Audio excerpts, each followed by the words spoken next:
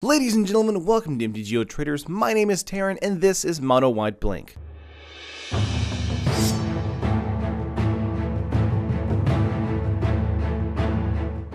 So Ixalan news is dropping left and right, and I'm on it trying to pump out videos as quickly as I can. But that doesn't mean I'm out of ideas for standard deck tech ideas. Far from it. Mono White Blink is a fairly cheap deck that packs quite a punch. But before we get into the video, hit that like button and subscribe for more content like this in the future.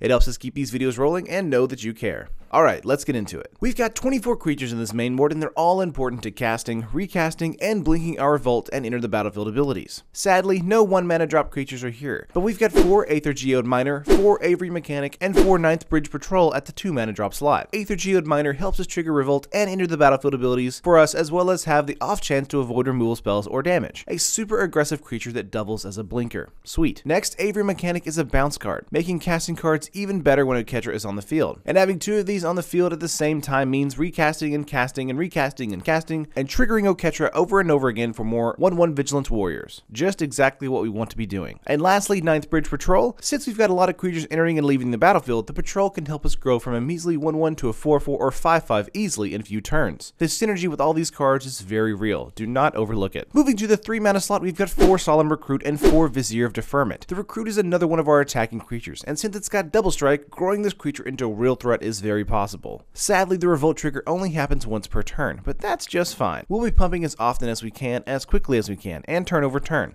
Unless they destroy it, they're looking at a huge threat. Vizier of Deferment is another one of our bounce creatures, but she's more of a combat trick for us than just bounce. Flash only during combat. This could help us trade with a 9th Bridge Patrol, or help us miss damage dealt to our creatures so we can regroup for future attacks. The top end of our curve? 4 Angel of Invention. The Angel comes down, creates 2 1/1s, and pumps our board overall. The Angel, again, helps us trade up with our creatures, as well as give us even more options if we need a large creature or a wide board state. Angel of Invention is sadly, though, the most expensive card in this deck. But that is it for creatures. Let's go over everything else. We've got 2 Cast Out and 2 Call for Unity for enchantments. Cast Out is here to help remove hard to deal with creatures or planeswalkers. If we hit 5 mana, this card is a no-brainer that can give our board lots of pumps. It actually gets pretty impressive if they don't have enchantment hate, honestly. This, alongside Angel of Invention, is a great combination. For instance, we have 4 Ally Invasion. This is a pump spell and a bounce spell. It's super useful in avoiding damage dealing death to our creatures and life total, but it's also great at triggering Revolt and Oketra's Monument if we're ready to recast creatures. Keeping that in mind,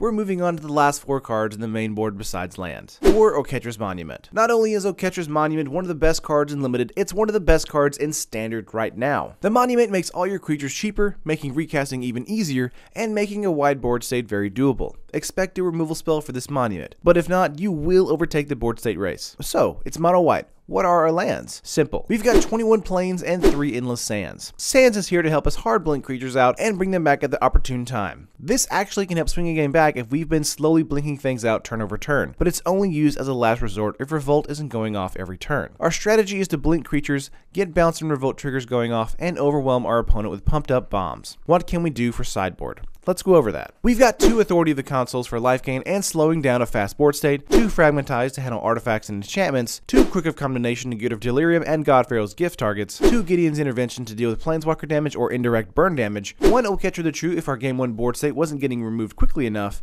2 Angel of Sanctions for more top-end blink removal, 2 Fumigate for board wipe power, and 2 Regal Caracol for that sweet life gain and Enter the Battlefield ability. And that is the full 75. The deck is coming to a decent 60 tickets on MTGOtraders.com. I loved this build, and it's a ton of fun to play too. But let me know what you think of the deck. Love it? Hate it? Have comments on it. Let me know in the comments below. I'm always responding to them as often as I can. Side note, to those looking for live streams this week, I won't be able to. Sad face, I know. But I just moved and my internet hasn't been set up yet, so hopefully that'll be fixed by the end of the week. And these decks will be streamed the following week in between preview coverage. So next week will be a ton of fun for us, right? As always, like the video if you liked it, and subscribe to MTGO Traders for more content like this in the future. And I'll see you guys in the next video.